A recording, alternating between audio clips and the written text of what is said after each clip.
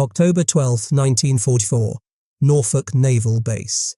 A group of German women prisoners stepped onto American soil, expecting weakness, poverty, and chaos. Instead, their eyes froze. Endless warships stretched across the horizon. The air shook with the roar of machines. Giant cranes moved like monsters, and factories poured out tanks and planes faster than they could count. One woman whispered, "It's not possible. This can't be real." They had been told America was soft. What they saw proved the exact opposite. And this shocking moment would change everything they believed about the war. Stay with us to see the full story. And if you love history told with truth and detail, please subscribe, like, and support the channel. Your support helps us bring more hidden stories like this to life. The morning of October 12, 1944 was crisp and sharp with the tang of salt carried in from the Atlantic. The SS Bremen eased into its berth at Norfolk, her steel hull streaked with rust from weeks at sea. On her deck, a group of 47 German women prisoners, captured across France, Belgium, and the crumbling Reich, clutched their thin coats tightly against the wind. They had been told by officers and Nazi propaganda alike that America was a land of soft comforts, incapable of true war-making. What they saw when the gangplank was lowered would begin to unravel that illusion at once. The dock was alive with sound. The metallic clang of hammers on hull plates rang like cathedral bells, steady and relentless. Diesel engines coughed black smoke as cranes lifted crates the size of cottages onto waiting rail cars. The smell was overwhelming. Tar, grease, and hot steel mixed with brine. To German eyes accustomed to scarcity, it was an assault of abundance. One of the women, Ingrid, scribbled later in her diary, "We expected emptiness. Instead, we saw a harbour more crowded with ships than Hamburg in its prime." The paradox could not have been clearer. These prisoners, trained technicians and auxiliaries, had expected to find a hollow society.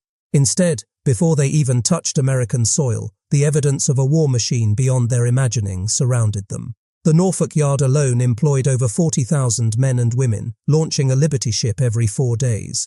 By war's end, American shipyards would launch 2,710 of them. The scale dwarfed Germany's entire wartime production. A U.S. Navy lieutenant escorted them down the gangplank. His tone was formal but not hostile, a quiet civility that added to their unease. The women's boots clattered on the dock, and their eyes darted between lines of soldiers standing at ease and the endless background of cranes, cargo nets, and half-built vessels. The silence among the Germans was heavy, broken only by the shuffle of feet and the rhythmic slam of shipyard machinery. For the Americans, this was routine. For the prisoners, it was revelation. The very air seemed charged with movement and power. They noticed details, a convoy of trucks idling nearby, their tanks full, their tarpaulins new, pallets of fresh uniforms stacked waist-high. To a people who had been rationing soap and sugar since 1940, these were signs of unthinkable plenty. One prisoner whispered, "Das ist nicht möglich." It's not possible.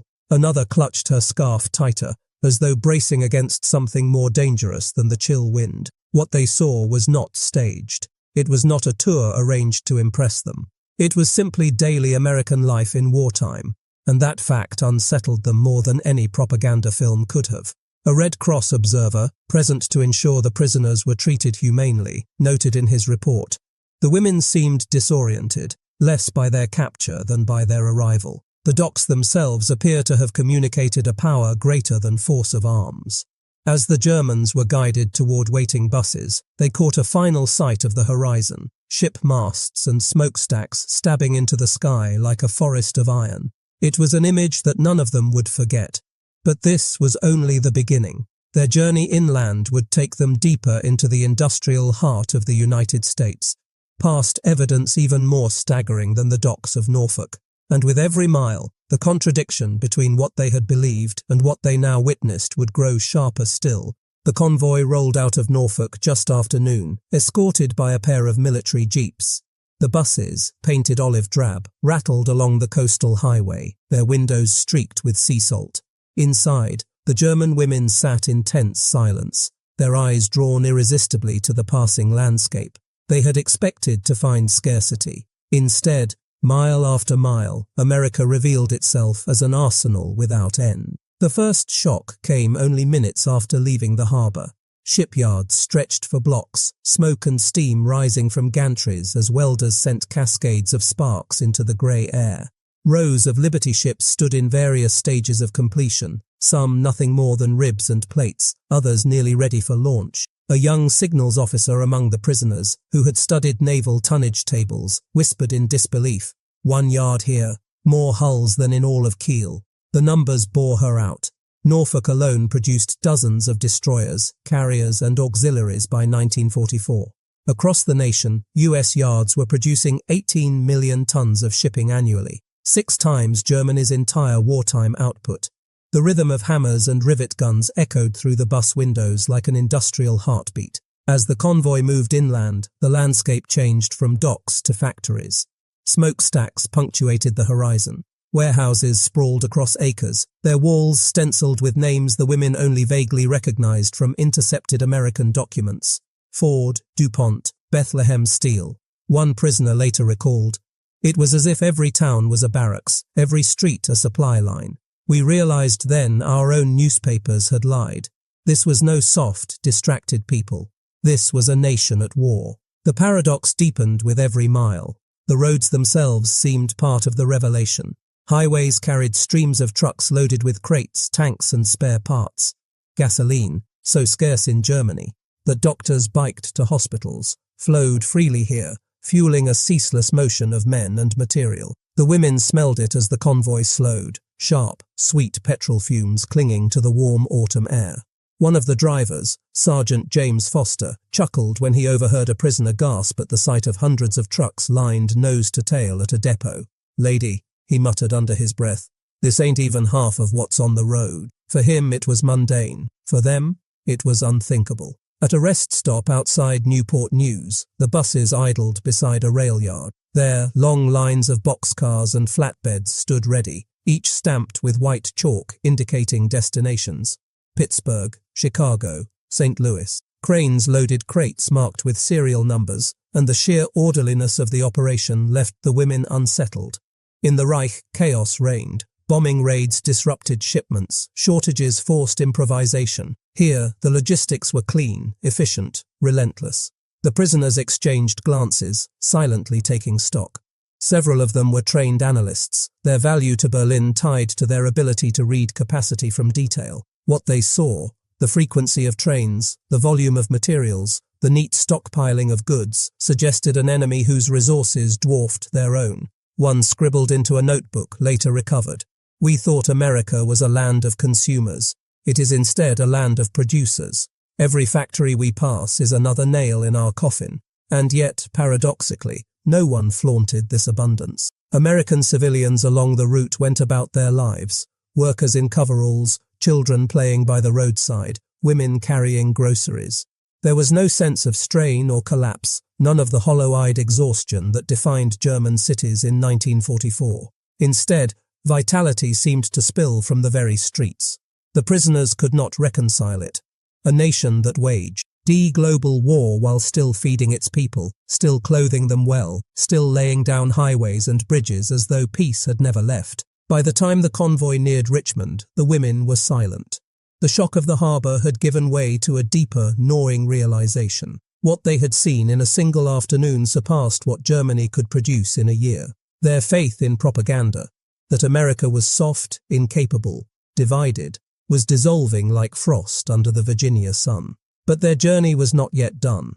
Ahead lay the camps themselves, processing centres where, paradoxically, their captors would treat them with a dignity and care they had not expected. And in that, a new revelation awaited. The buses turned off the main road at dusk, gravel crunching under the tyres as they approached a sprawling compound ringed by barbed wire. The women braced themselves, expecting filth, overcrowding, and brutality. German propaganda had painted American prisoner of war camps as little more than cages. But as the gates swung open, another paradox revealed itself. The barracks that lay before them looked more like a college campus than a prison. Neat rows of wooden buildings stood in orderly lines, their roofs tarred against the weather. Smoke curled from chimneys, carrying the scent of warm bread from a nearby mess hall. Beyond the barracks stretched tidy gardens and a field marked for recreation. One woman, a nurse named Hildegard, muttered, "Impossible. They live better here than our own soldiers at the front." Inside the processing center, the shock deepened. Each prisoner was assigned a number, photographed, and issued fresh bedding. Then came the medical inspection. Dr. Elizabeth Crawford, a Navy physician, conducted examinations with brisk professionalism. She checked teeth, listened to lungs, and noted malnutrition in nearly every case. "You've been living on 1,200 calories a day, maybe less," she told one interpreter. "Our men get twice that, even in the field." For the Germans, the contrast was humiliating. Back home, rations had dwindled to thin slices of black bread, ersatz coffee, and watery stews. Here, even prisoners were measured for proper shoes and vaccinated against disease. Ingrid later wrote in her journal, "They treat us like patients, not enemies. It is an insult and a mercy both." The paradox did not end with food or medicine. That evening, the women were led to their barracks, where clean cots with wool blankets awaited them. Soap and towels were stacked in neat piles by the washroom. A Red Cross representative explained that under the Geneva Convention, prisoners were entitled to basic dignity. The Germans stared in disbelief. Their own government had signed those conventions, yet Soviet and French prisoners in the Reich starved in open fields. Numbers tell the story starkly. In American camps, German POWs received an average of 3,500 calories daily, more than many US civilians during rationing. In German camps, Allied prisoners often starved on fewer than 1,000. One prisoner confessed in a hushed tone, "If Berlin knew the truth, they would never forgive us for surviving so well." The sensory details etched themselves into memory. The smell of clean sheets, the taste of white bread and butter at supper, the clatter of stainless cutlery, all symbols of plenty. In one corner, a prisoner broke down in tears after biting into an orange, a fruit she had not seen since before the war. "To us," she whispered, "this was luxury beyond reason." Yet the treatment was not indulgence, it was discipline. Guards maintained order firmly, and escape was not tolerated. But the civility itself was its own weapon, a subtle demonstration of American confidence. As one US officer remarked, "We can afford to treat them well. We are not afraid of them." The women lay awake that first night, listening to the low hum of a generator and the distant bark of guard dog. For some, it was the first uninterrupted night of rest in months. For others, it was torment. To be shown humanity by the enemy made the Reich's brutality harder to justify. But what they had seen so far, the harbour, the highways, the barracks, was only the surface of America's power. Soon, they would hear voices crackling across open radios and telephone lines, revealing something even more disorienting. A war effort coordinated with a reach that defied imagination.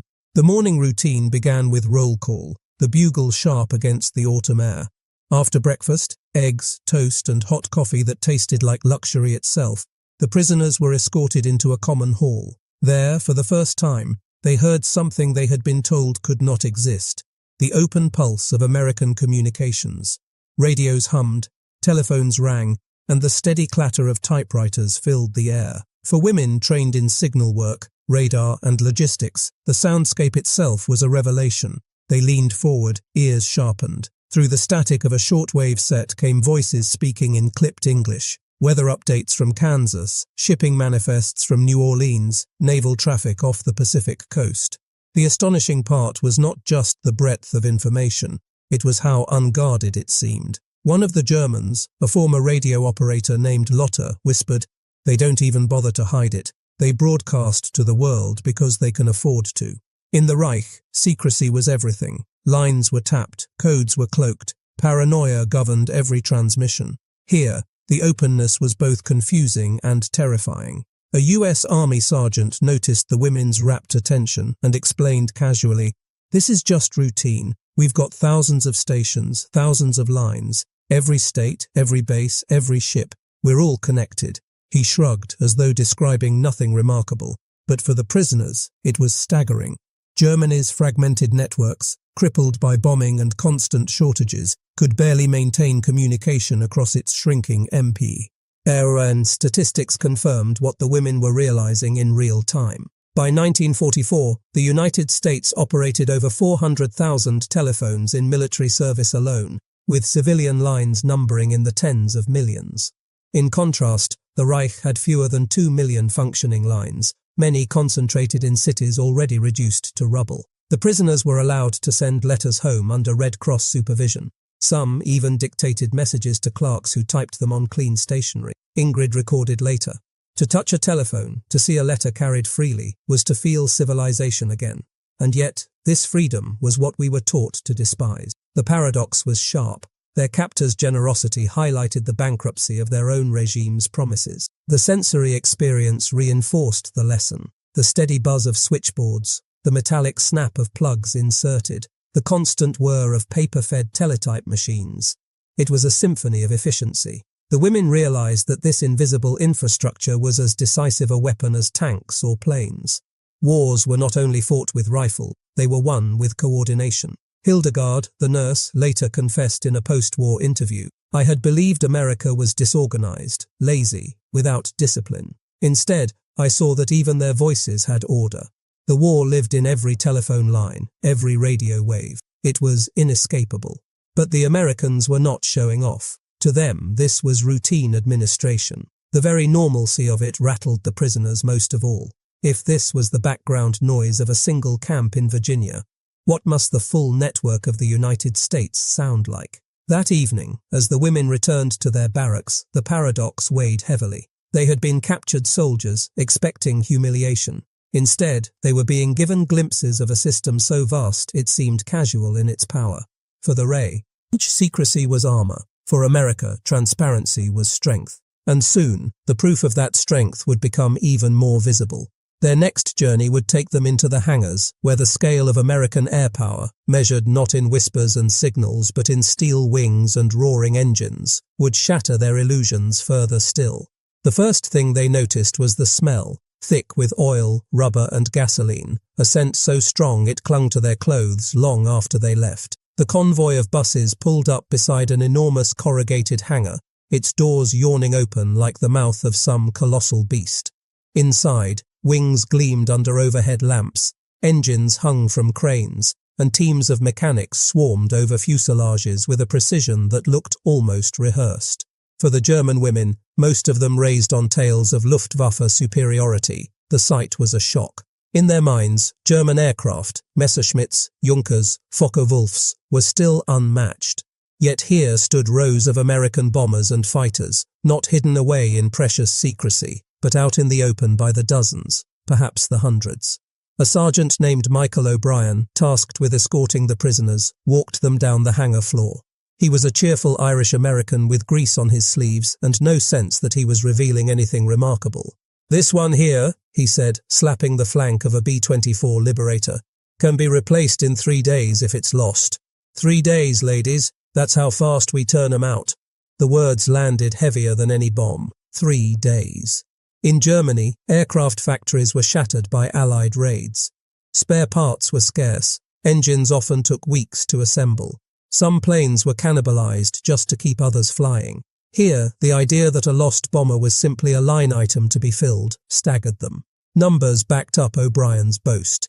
In 1944 alone, the United States produced 96,000 aircraft, more than Germany built in the entire war. At its peak, a new plane rolled off American assembly lines every 5 minutes. The contrast was obscene in its scale. The sensory details made the revelation undeniable. The rhythmic pounding of rivet guns echoed through the hangar like machine gun fire, but instead of destruction, it created power. The air shimmered with heat from arc welders. Mechanics shouted to one another over the roar of test engines. The very floor vibrated with industry. One of the prisoners, Lotta the radio operator, muttered, "So many, and still more coming." Her voice trembled not from fear of the guards, but from the sheer realization of what she was seeing. Hildegard, the nurse, confessed in her journal, "Our leaders told us America was weak, unwilling to sacrifice. Yet here, sacrifice was invisible. It was production, not desperation." What struck them most was the casualness of it all. Workers joked, shared cigarettes, and wiped sweat from their brows, as though assembling aircraft was just another day's labor. To the Germans, who had been told every German worker was pressed to their absolute limit, this ease was unnerving. How could a people so relaxed produce such overwhelming force? O'Brien, noticing their awe, leaned closer and said with a grin, "You think this is big? You should see Detroit. This hangar is nothing but a drop in the bucket." He chuckled and walked away, leaving the women in silence. The paradox hung heavy in the air. For the Reich, every lost plane was a national tragedy. For America, it was an inconvenience remedied in days. That difference alone signaled the war's trajectory. As the women were led back out into the sunlight, the roar of an engine test firing shook the ground beneath their feet. The sound followed them onto the buses, rattling in their bones like a prophecy. But their education was not finished. In the weeks to come, they would be shown something even harder to deny. Photographs and reports of American bombing campaigns that proved this industrial power was not just theoretical, it was reaching deep into the Reich with devastating precision. 3 weeks passed in the camp, a strange limbo of routine meals, medical checks, and carefully monitored recreation. By now, the German women no longer jumped at the sound of American trucks or the bark of orders in English. But the moment that altered their understanding most profoundly did not come from what they saw in person. It came from what they were shown on paper. One morning, they were gathered in a small hall where US intelligence officers spread photographs across long wooden tables. The pictures were black and white, crisp and devastating. They showed German cities from the air, factories before and after raids, rail junctions in tatters, synthetic fuel plants cracked open like eggshells. "This," said one officer in a measured tone, tapping a photo of the lunar works near Mersburg, "produced most of Germany's aviation fuel, or rather, it used to." The image beside it showed twisted steel, shattered pipelines, and plumes of smoke frozen mid-rise. The women leaned over the photographs in silence. They had been told by Nazi broadcasts that Allied bombing was random, clumsy, and largely ineffective. Yet here was evidence of something precise, calculated, and relentless. One after another, the photos reinforced the point. A ball-bearing plant in Schweinfurt reduced to rubble. Bridges across the Rhine snapped like matchsticks. Rail yards in Cologne littered with craters. A prisoner named Marta whispered, almost to herself, "So that is why our trains never come." Statistics confirmed the pictures. By mid-1944, Allied bombers were dropping over 200,000 tons of explosives on Germany every month. Aircraft losses were high, but American production, those hangars of bombers they had already seen, made the losses sustainable. Germany, meanwhile, could not replace its fuel or machinery. Every blast photo laid bare the truth. The Reich was bleeding out under skies it could no longer control. The sensory impact was undeniable even in still images.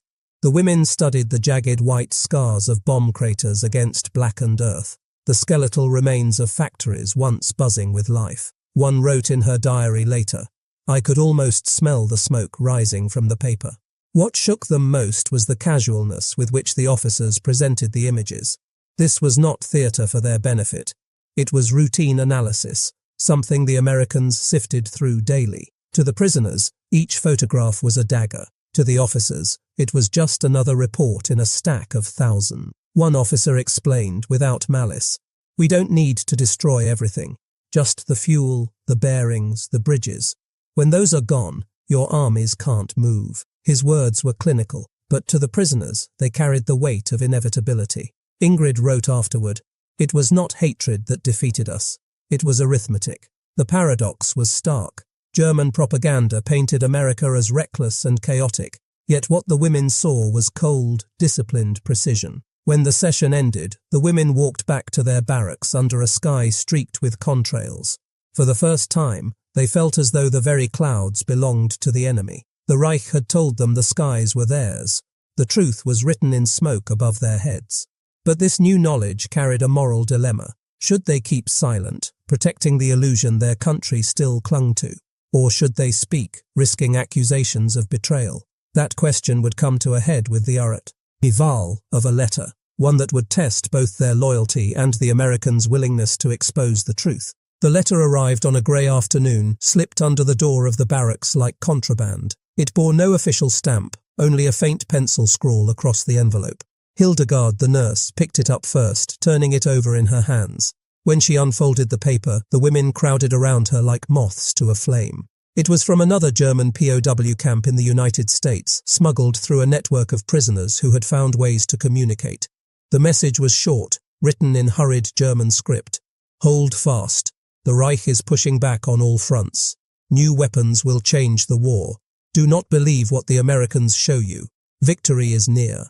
The words echoed the same promises they had heard before capture. Yet now, after the hangar and the photographs, the sentences rang hollow. The letter's tone of desperation was louder than its bravado. Lotta, the radio operator, shook her head.